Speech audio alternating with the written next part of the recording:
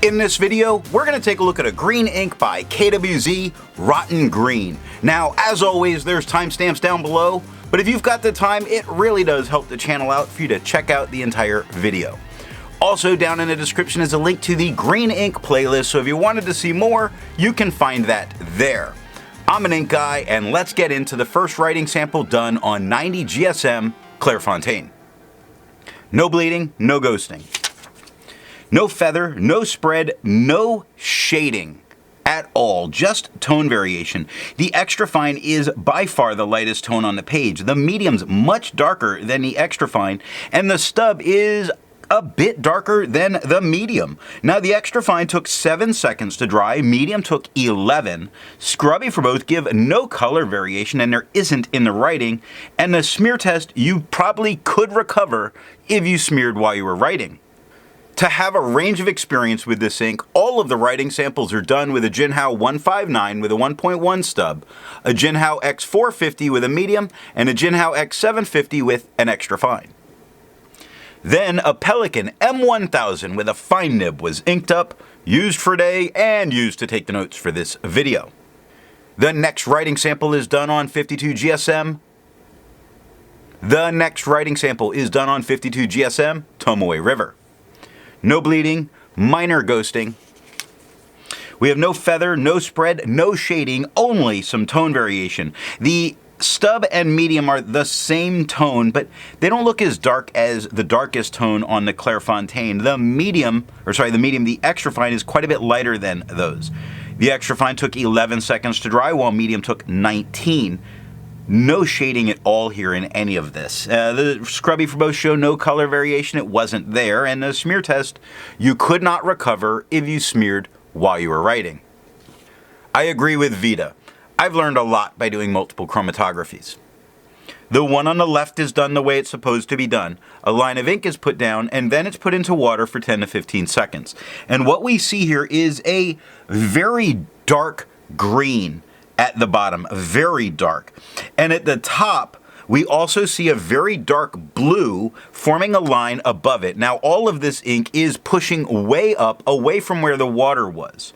The one on the right that's allowed to dry for 10 minutes, it looks exactly the same. It's still running from the water. So we're not expecting any resistance from this ink. The next writing sample is done on 80 GSM Rhodia dot pad.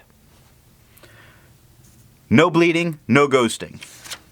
We have no feather, no spread, no shading in any of the writing. The stub's by far the darkest tone on the page, with the medium being a little bit lighter than that, and the extra fine being quite a bit lighter than the medium. Extra fine took 8 seconds to dry, medium took 12. Scrubby for both give no color variation because there's none in the writing. Smear test says you could likely recover it if you smeared while you were writing. Resistance tests are done to see how this ink could be expected to perform on the page, and more importantly, how hard it may be to clean from your pen. The smear is allowed to dry for 3 days before testing it. Looking at the highlighter, it held together much better than I really expected it. There's a little bit of blowout at the top of the lowercase h. Now, with that, I probably would not use it in a note-taking situation, but I do think you might be able to. Water is completely reactivating it, lifting it off the page, which is in line with what we saw in the chromatography. It's also all that it took to get it out of my pen. Pen flesh does everything that water does, nothing more, and you're not going to need the 1/3 bleach solution, but it does completely destroy this ink. The next writing sample is done on yellow Rhodia paper. I'm looking at this not to look at performance change, to look at tone change. Now, the interesting thing for me is this. There's no tone change between these. However, the green, to me, on yellow paper looks a little more lively than it does on white. I really like how it looks here. Here, I'm not as much of a fan. Not that I think you're going out of your way using a green ink in a professional environment. For the inks tested, the average viscosity was 2.5, with the realm of normal being from 2.1 to 2.9. KWZ's Rotten Green has a viscosity of 2.38, so it's normal. The next writing sample is done on life paper.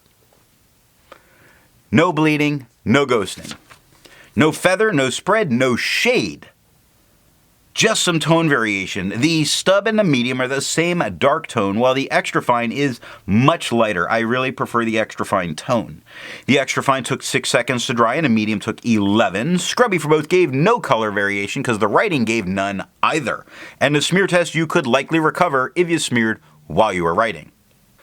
For the inks tested, the average dry time was 17 seconds, with the realm of normal being from 13 to 21 seconds. KWZ's Rotten Green has an average dry time of 11 seconds, making it normal. The last writing sample is done on Levenger paper. No bleeding, no ghosting. No feathering, no spreading, no shading. Stub and medium, same very dark tone. Extra fine, much lighter. Nicer looking here as well. Extra fine took 4 seconds to dry. Medium 7. Scrubby for both give no color variation. The writing didn't give color variation. And the smear test says you maybe could recover if you smeared while you were writing. Instead of finding inks that look like KWZ's Rotten Green, I'd prefer to find an ink that complements its color on the page. I decided to put a nice, livelier red, Atramentis Red Brown. Now, if you'd prefer a different complement color, then down in the description are links to those playlists. So what do I think of KWZ's Rotten Green? This is a super dark, dusty green. It's dark enough you may not know it is a green sometimes. It is much darker than the swatch. I'm not a fan here, and I do like KWZ inks a bunch. So what nib and pen are going to give the best writing experience with this ink? As I said, I'm not a fan of that very dark green that I get with medium and wet pens. I really did like the lighter green that I was getting from a drier fine pen. I thought it was the most pleasant tone on the page. I hope you got something out of this video, and in the next video we're going to take a look at Ackerman's number 12.